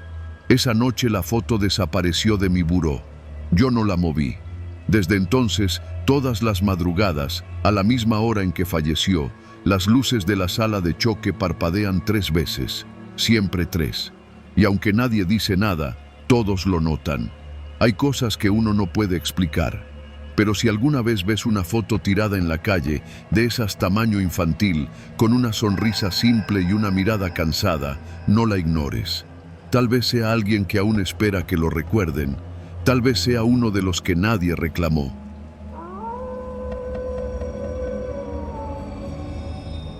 Me llamo Esteban y nací en un pueblo del sur de Jalisco que por respeto a quienes aún viven ahí, no voy a nombrar. Es de esos lugares donde el silencio pesa más que el bullicio, donde las paredes oyen y la tierra no guarda secretos por mucho tiempo, aunque todos finjan que sí. Viví ahí hasta los 23 años. Me fui en cuanto terminé la carrera técnica en Tepatitlán y no regresé sino hasta que mi madre enfermó. Volví a cuidarla los últimos 3 meses de su vida. Fue duro, pero también fue como volver a una tierra detenida en el tiempo. Todo seguía igual, las mismas calles empedradas, la misma tienda de abarrotes frente al templo, los mismos borrachos de siempre bebiendo afuera del billar, y también la misma costumbre de callarse la boca. Durante los primeros días me volví a acostumbrar al ritmo lento del pueblo. Yo ya no era el mismo chamaco que se iba a cortar naranjas en la madrugada con los amigos. Había vivido en Guadalajara, aprendido a moverme con prisa, a desconfiar de desconocidos y a mirar siempre el retrovisor. Pero allá uno se vuelve a acostumbrar a caminar sin prisa, a saludar hasta al perro que duerme en la banqueta. Mi madre murió un jueves, justo después del Ángelus de las 6. El pueblo entero fue al velorio. Esa noche, las campanas repicaron por casi media hora, y aunque las lágrimas me nublaban la vista, noté algo raro. Nadie me dio el pésame mirando a los ojos. Todos agachaban la cabeza, murmuraban algo entre dientes y se alejaban rápido. Me fui a vivir a su casa. No tenía a dónde más ir, y la renta en la ciudad ya no me alcanzaba. Pensé que podría quedarme unos meses y venderla después. Pero algo me empezó a incomodar desde la primera noche. No era la tristeza, era otra cosa. El silencio del pueblo era distinto al que recordaba. No era el silencio natural del campo, sino uno tenso, como cuando alguien entra a una habitación y todos dejan de hablar, como si el pueblo mismo estuviera aguantando la respiración. Al tercer día me levanté temprano para ir al tianguis. Mientras caminaba hacia la plaza, vi a don Manuel, el panadero, clavando un cartón en una barda. No le di importancia hasta que pasé junto al cartel. Era un anuncio con la cara de un joven, moreno, cejas gruesas, camisa de cuadros. Abajo decía: se solicita información sobre el paradero de Efraín Martínez. No pensé nada extraño, hasta que llegué al mercado y vi otro cartel igual, y luego otro, en la tortillería, y otro, en la carnicería. Le pregunté a una vendedora de nopales: ¿quién es ese muchacho? Ella bajó la mirada y dijo, casi en un susurro: uno que ya no va a aparecer. Seguí mi camino con un nudo en el estómago. Quise pensar que era solo una tragedia más, pero la tensión en el ambiente se sentía como una cuerda a punto de romperse. Esa noche pasó lo que te voy a contar. Era sábado.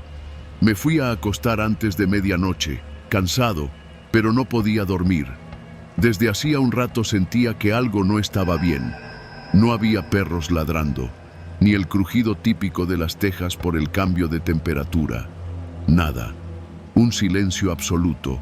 Y entonces empezaron los disparos. 1, 2, 3, luego una ráfaga. No era petardos, no era una pistola de feria. Eran disparos reales, secos, con eco. El tipo de sonidos que solo has escuchado en películas si nunca has estado cerca de un arma. Yo sí los conocía. Era fuego de cuerno de chivo. Me incorporé en la cama, el corazón latiéndome como si alguien me lo pateara desde adentro. La ventana tembló con la vibración de las balas. Afuera, todo seguía oscuro. Y lo peor de todo es que sabía que no venían por mí. Eso era lo más aterrador. No estaban aquí por mí, pero sí estaban aquí por alguien. Los disparos duraron cerca de 2 minutos. No fue un enfrentamiento, fue una ejecución, porque no hubo respuesta. Solo ráfagas intermitentes, una cada tanto, y gritos, no muchos. Uno al principio, otro al final.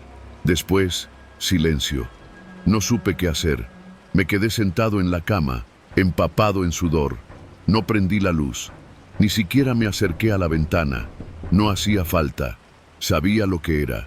El pueblo entero lo sabía. Y sin embargo, al día siguiente, nadie dijo nada. El domingo amaneció claro, con el canto de los gallos y el pan recién horneado. Como si nada. Salí a comprar café. Pasé frente a la plaza y noté que habían arrancado todos los carteles de Efraín Martínez. Pregunté en la tienda de doña Meche: ¿supiste lo de anoche? Ella solo me miró, no con miedo, con resignación. ¿De qué hablas, Esteban? De los balazos. Doña Meche se secó las manos en el delantal y dijo sin cambiar el tono: aquí no oímos nada, mijo. ¿Vas a querer tu café con o sin azúcar? Esa noche no pude dormir. Me senté en el porche de la casa de mi madre, con una cobija encima, viendo las sombras moverse en la calle. Nadie salía, nadie hablaba.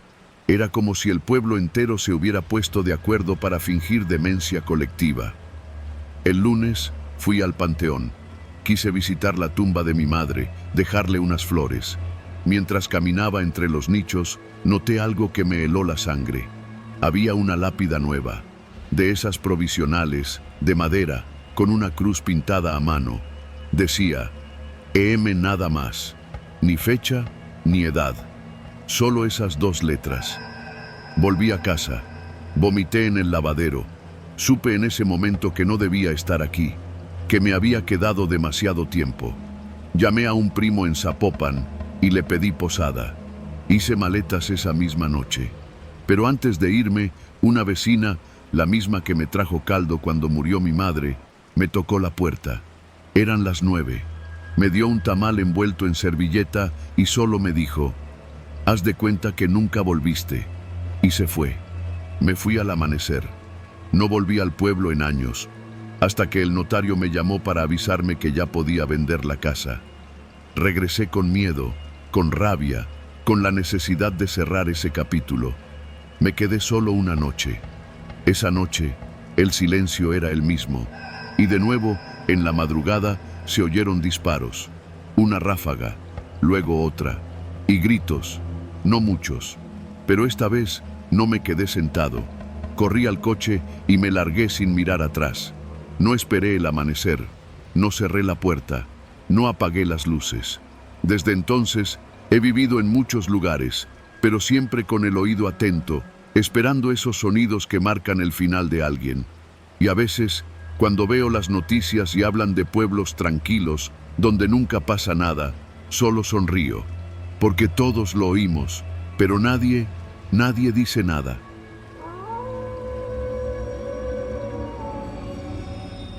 Me llamo Santiago, tengo 32 años y soy panadero.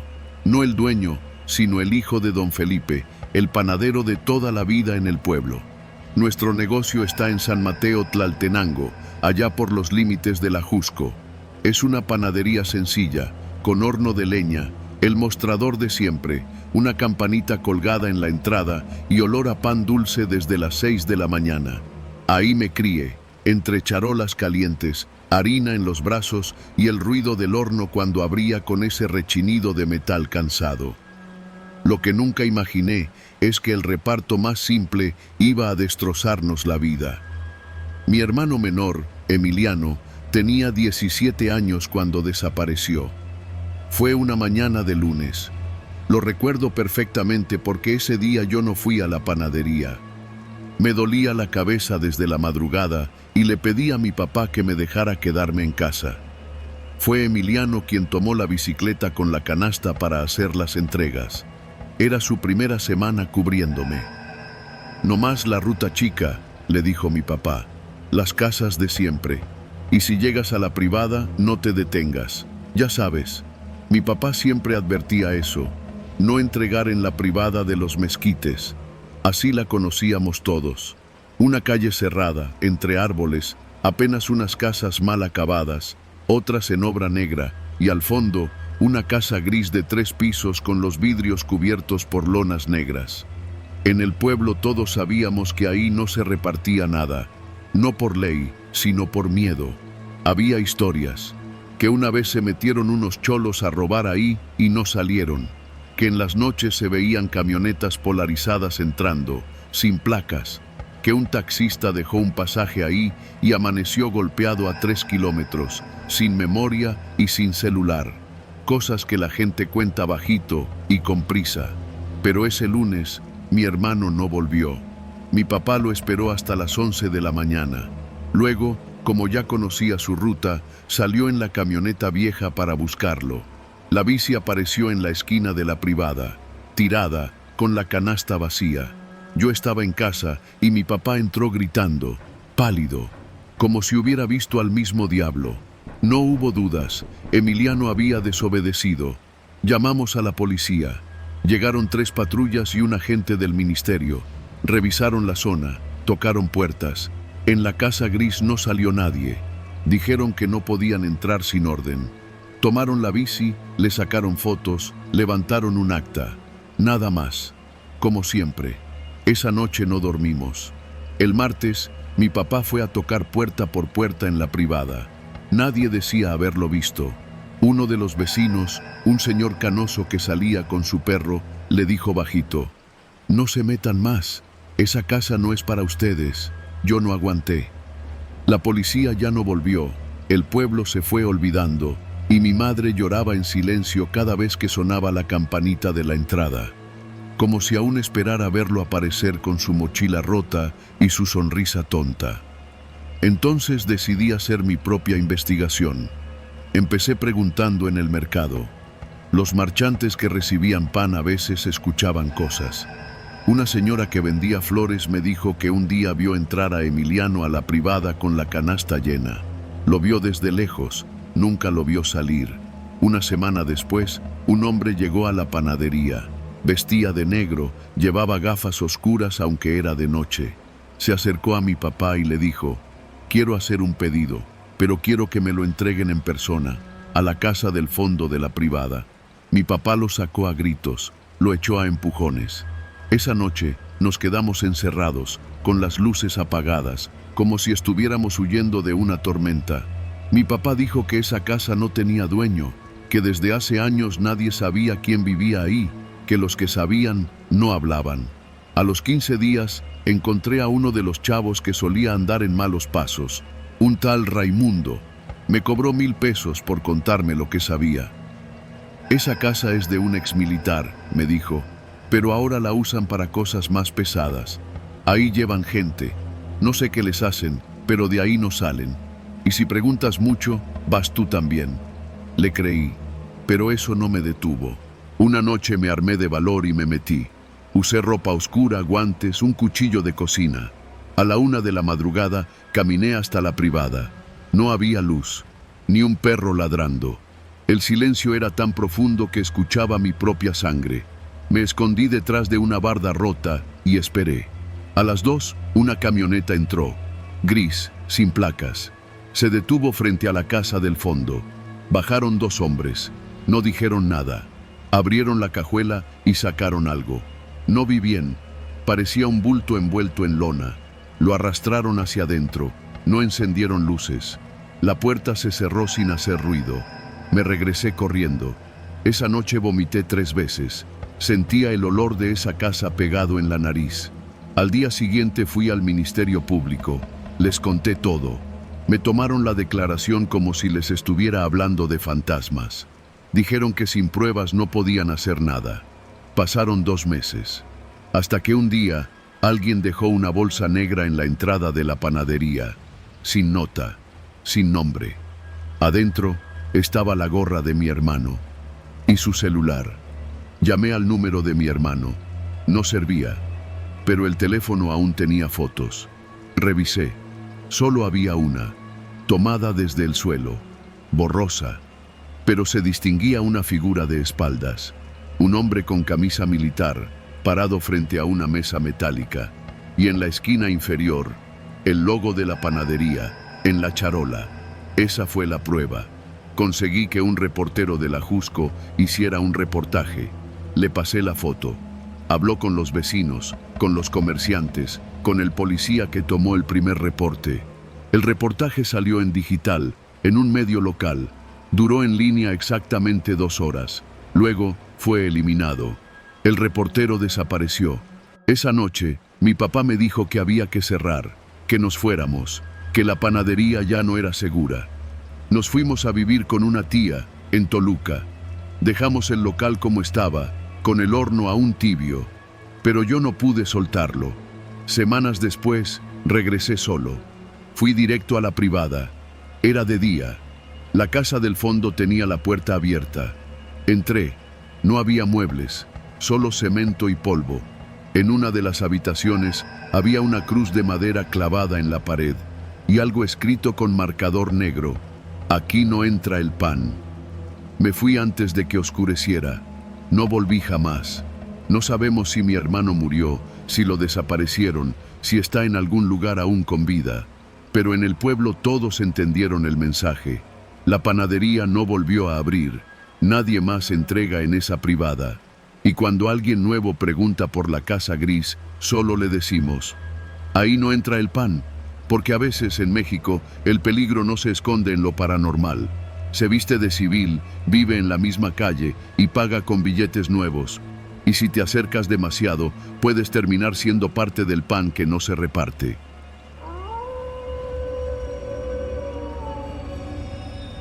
Nunca pensé que me tocaría vivir algo así. Siempre veía las noticias y pensaba que esas cosas le pasaban a otros, que uno podía evitar ese tipo de tragedias si no se metía en problemas, si trabajaba y cuidaba de los suyos. Pero la verdad es que eso no sirve de nada cuando la maldad decide cruzarte el camino. Mi hija se llamaba Diana, 17 años, morena, flaquita, con unos ojos vivaces que hablaban por ella aunque estuviera callada. Estaba en la preparatoria, en la tarde. Yo trabajaba en un taller mecánico en las afueras de Culiacán. Mi esposa vendía lonches en la colonia y entre los dos nos partíamos el lomo para que a nuestros 2 hijos no les faltara nada. A Diana nunca le gustó que la lleváramos hasta la escuela. Decía que ya estaba grande, que se iba con sus amigas en camión o a veces caminando, que no nos preocupáramos. El martes que desapareció fue como cualquier otro. Yo me despedí de ella con un beso en la frente. Llevaba una blusa blanca con flores azules, muy bonita, se la acababa de comprar su mamá. Ella me abrazó como siempre, con prisa, y salió. Eran las 2:30 de la tarde. A las 7 ya no había llegado. A las 8 su celular ya no sonaba. A las 9 estábamos en la calle, preguntando, llamando a sus amigas, a sus maestras. Nadie sabía nada. Nadie la había visto salir de la escuela. Unas dijeron que sí había ido, otras que no estaban seguras. Alguien mencionó un carro blanco afuera del plantel. Otro dijo que a veces se iba con un muchacho, que no sabían su nombre. A las 11 fuimos a poner la denuncia. Ya sabes lo que pasa, que si tenía novio, que si se fue por su voluntad, que esperáramos 24 horas. Les mentí. Les dije que mi cuñado era federal, que si no la buscaban, él vendría desde Guadalajara a mover todo. No sé si eso ayudó, pero a la mañana siguiente me llamaron para decirme que había que ir a identificar unos cuerpos, que los habían dejado tirados en una brecha al sur de la ciudad, rumbo a Costa Rica. Me fui solo. No quise que mi esposa viera eso. Cuando llegué, había varias patrullas y un par de camionetas blancas del CEMEFO. Ya era tarde, el sol pegaba con fuerza y olía a monte quemado y sangre. La brecha era angosta, de terracería, bordeada por arbustos y mezquites. Vi a un policía tomar agua de una botella, con la mirada ida. Otro me preguntó mi nombre y me hizo esperar junto a una cinta amarilla. ¿Está listo?, me dijo uno de los peritos. No respondí, solo asenté con la cabeza. Avanzamos unos 20 metros por la brecha. A lo lejos se veían unos cuerpos apilados, a la orilla del camino. No los cubrieron con mantas. Estaban tal cual los habían dejado, como basura. Eran 6, todos jóvenes, algunos con uniforme escolar, otros con ropa informal. 2 de ellos eran hombres, los demás mujeres. Ninguno pasaba de los 20, todos con disparos en la cabeza, tirados como si los hubieran aventado desde la caja de una camioneta. Yo no sabía cuál ver primero. Todos tenían el rostro hinchado, la piel amoratada. Me temblaban las piernas, los ojos se me nublaban y sentía que no podía respirar. Entonces la vi, no el rostro. Lo que vi fue la blusa, blanca, con flores azules, la misma que le compramos en el tianguis de la colonia Díaz Ordaz. Estaba rota, manchada de sangre en el hombro izquierdo. Me quedé paralizado, mirando. Quería decir que no era, que se parecía pero no era, pero no pude, porque era ella. La tomé de la mano, fría, endurecida. Me arrodillé a su lado y me tapé la cara. No quise ver su rostro, no podía, no debía. Los peritos me dejaron ahí un rato. Nadie dijo nada. Todos sabían que era mi hija. Regresé a casa con el alma rota. Mi esposa se desmoronó cuando me vio. No hizo falta que dijera nada. Solo lloró. Yo no lloré. Me senté en una silla y me quedé viendo al suelo. Así pasé horas, pensando, recordando, odiando. La funeraria nos dio una caja sencilla, blanca. Le pusimos unas flores y una foto de cuando cumplió 15. Sus amigas vinieron a despedirla. Algunas traían uniforme. Lloraban en silencio. Nadie sabía nada. Nadie dijo nada. Solo susurraban, con miedo, como si nombrarla trajera peligro. Los días siguientes fueron una pesadilla.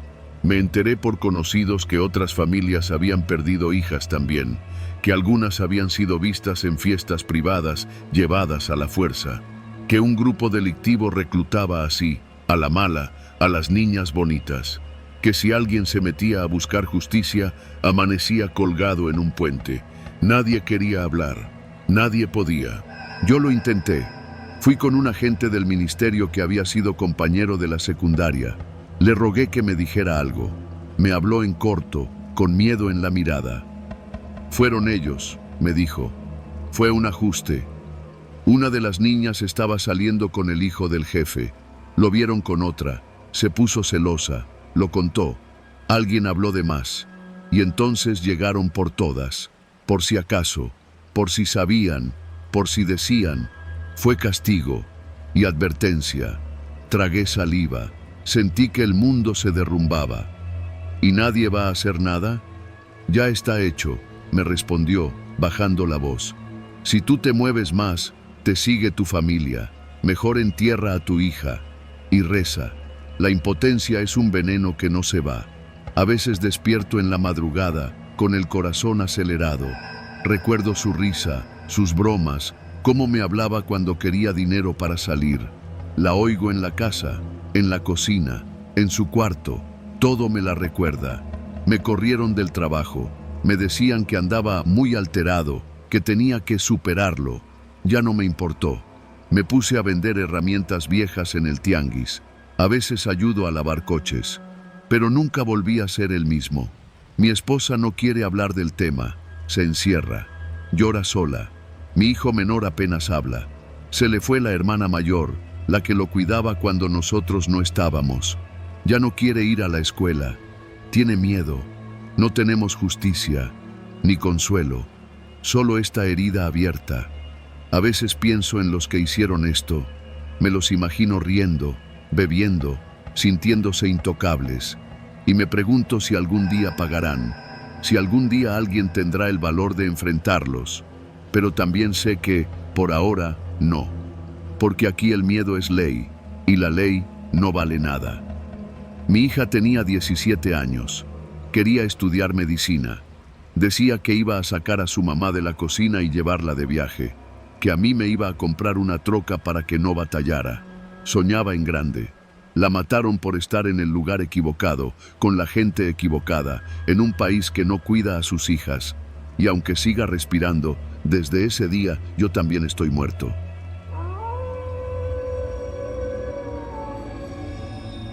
Nunca creí que una simple parada en la carretera cambiaría mi vida para siempre. Me llamo Valeria y esa noche iba manejando yo. Mi esposo, Luis, dormitaba con la cabeza recargada en la ventana del copiloto. Veníamos de una boda en Guanajuato y habíamos decidido manejar de regreso a la Ciudad de México en la madrugada para evitar el tráfico del domingo. Era casi medianoche. El tramo de carretera estaba desolado, rodeado por cerros oscuros y parcelas sin alumbrado. Solo los faros del coche rompían la negrura. A esa hora, incluso los camiones escaseaban. No se veía un alma. En una curva suave, noté unas luces intermitentes más adelante. Al acercarnos, distinguí un coche detenido en el acotamiento. Un sedán oscuro, con la cajuela ligeramente abierta y las luces de emergencia parpadeando. A un lado, una figura masculina nos hacía señas con la linterna del celular. ¿Nos paramos?, le pregunté a Luis, dándole un codazo leve. Se talló los ojos y asintió. Sí, no se ve que haya nadie más. Capaz necesita una grúa. Reduje la velocidad y orillé el coche metros adelante del auto averiado. Puse las intermitentes. Luis bajó la ventanilla y saludó con la mano. El hombre se nos acercó corriendo, visiblemente agitado. «Gracias, de verdad. Pensé que nadie se iba a parar», dijo sin aliento. «No sé qué pasó. El coche se apagó de golpe. No prende ni las luces ni el motor. Mi celular ya no tiene señal y mi hermana está dormida dentro. Tiene asma. Me da miedo que se quede sin aire con el calor». Luis bajó del coche de inmediato. Yo no. Algo no me terminaba de gustar. El tipo no parecía agresivo, pero tenía un nerviosismo diferente, no del que se espera en un contratiempo. Miraba a su alrededor cada tanto, como si temiera que alguien más apareciera. Luis se le acercó y lo siguió hasta la parte trasera del sedán. Yo me bajé con desconfianza. Solo quería asegurarme de que Luis estuviera bien. Caminé tras ellos, ajustando mi chamarra porque la brisa se había vuelto más fría. El maletero seguía abierto. Luis le preguntó si tenía herramienta. El hombre no contestó, solo miró hacia adentro. Luis se inclinó para ver también. Entonces se congeló. «¿Qué es esto?», dijo con un tono seco. Me acerqué, miré dentro, y el mundo se detuvo. Adentro, envuelto en una lona azul, había un cuerpo. Un joven con la piel amoratada, la cara cubierta por un trapo sucio y cinta gris. Sus brazos estaban atados con un cincho plástico. El olor a sangre seca y sudor era inconfundible. Luis dio un paso atrás, levantando las manos. Yo sentí cómo se me doblaban las piernas. «¿Qué chingados es esto?», dijo él, temblando. El hombre nos miró, suplicante. «No soy yo. Yo no lo maté, lo juro. Encontré el coche así. Paré a ayudar como ustedes, pero estaba vacío. Y entonces vi…», se interrumpió, apretando los dientes. «Hay sangre en el asiento de adelante. Y algo más. Una mochila con dinero y una bolsa, con lo que creo que es cristal». Luis lo empujó. «¿Por qué no te largaste? ¿Por qué no llamaste a la policía?». «Porque mi camioneta se apagó justo después, como si algo la hubiera bloqueado, y no hay señal, y no sé quién hizo esto. Puede que esté cerca todavía». Miré alrededor. Oscuridad por todos lados. El silencio se volvió ensordecedor. Solo las intermitentes parpadeaban en la noche como un aviso ciego. Un mal presentimiento me invadió de golpe. «Nos tenemos que ir», le dije a Luis. «Ya, ahora». «¿Y dejar esto aquí?», dijo Luis, señalando la cajuela. «Es un cadáver, Valeria. Y no tenemos idea de quién lo puso ahí, ni si está mirando ahora mismo desde el monte». Entonces el sonido llegó. Una camioneta, motor potente, acercándose rápido. El extraño palideció. «¡Es él! ¡Nos encontró!», gritó. Luis me empujó hacia nuestro coche. «¡Súbete! ¡Ahora! ¡Manejo yo!». Corrimos. Apenas subimos y cerramos las puertas, la camioneta apareció. Una Ford vieja, con faros LED. Se estacionó detrás del sedán. Un sujeto bajó. No pude verle bien la cara, pero lo suficiente para ver que tenía la barba crecida y algo colgado del cinturón. Parecía un arma. «¡Avanza!», grité. Luis metió reversa por instinto, pero la camioneta nos bloqueaba. El sujeto avanzaba, lento, mirando dentro del sedán. Ya nos vio», repetía Luis, como mantra. Entonces, el sujeto giró la cabeza hacia nosotros. Le habló al otro tipo, el del coche averiado. No escuché lo que dijo, pero su tono era bajo, amenazante. Y entonces pasó. El hombre que supuestamente había encontrado el cadáver echó a correr hacia nosotros. Golpeó nuestra ventana del conductor con desesperación. «¡Llévenme! ¡Llévenme! ¡Nos va a matar a todos!». Pero no tuvimos tiempo. El tipo de la camioneta sacó algo del cinturón. No era un arma, era un celular. Marcó, habló, rápido, frío. A los segundos, otra camioneta apareció por la curva, más vieja, más grande, sin placas. «Nos van a encerrar», dije. «Nos quieren vivos o muertos». Luis giró el volante y se subió al terraplén. El coche vibró, las llantas derraparon en la tierra suelta, pero subimos. Bajamos de nuevo a la carretera, por el otro lado, y aceleró. Miré por el retrovisor. La camioneta vieja nos siguió. Luego, la Ford también. Corrimos. 140 por hora. Mi cuerpo entero temblaba. No sabíamos si nos dispararían, si nos interceptarían adelante. El miedo era físico, total. No podías pensar, solo huir. Después de varios kilómetros, vimos una estación de Pemex con una patrulla estatal parada junto al Mini Super. Luis dio un volantazo, se metió directo hasta la gasolinera. Nos bajamos corriendo, gritamos. El policía desenfundó al instante, apuntándonos. «Tranquilos, no disparamos, nos siguen. Hay un cadáver en un coche más atrás, con drogas. Hay sicarios atrás de nosotros». El policía llamó a su radio de inmediato. Otros 2 agentes salieron de la tienda. Los 3 se pusieron en formación. Las camionetas no aparecieron, ni la Ford, ni la vieja, nada. Los policías nos hicieron sentarnos, llamar a un familiar, darnos agua. Temblábamos. No dejábamos de hablar, de contar y repetir lo que habíamos visto. Uno de ellos fue en la patrulla a revisar el tramo. Tardó casi 1 hora en volver. Cuando regresó, negó con la cabeza.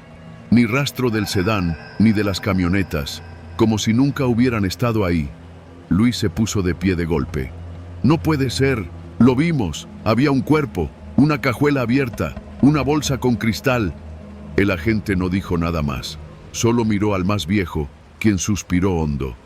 «Miren, ustedes no son los primeros en ver algo así por este tramo. Cada tanto pasa. Gente desaparecida, autos abandonados que luego ya no están, cuerpos que aparecen lejos, sin pistas». «¿Entonces no harán nada?», pregunté furiosa. «Le daremos aviso al Ministerio Público, pero si me permiten un consejo, váyanse directo a casa. Y no digan mucho. Lo que vieron, ya fue. Si siguen hablando, puede que los escuchen los equivocados, y esos no perdonan». Volvimos al coche. No hablamos en horas. Después de eso, cambiamos los planes. Nos fuimos a vivir a Guadalajara, cerca de mi familia. Vendimos el coche. Cambiamos de números. Luis entró a terapia. Yo también. No hablamos del cuerpo, ni del tipo con la linterna, ni de los sicarios. Pero a veces, cuando manejo y veo las intermitentes de algún auto a lo lejos, solo acelero. Y pienso en lo que el policía dijo. Váyanse directo a casa y no digan mucho, no lo hemos hecho. Hasta ahora.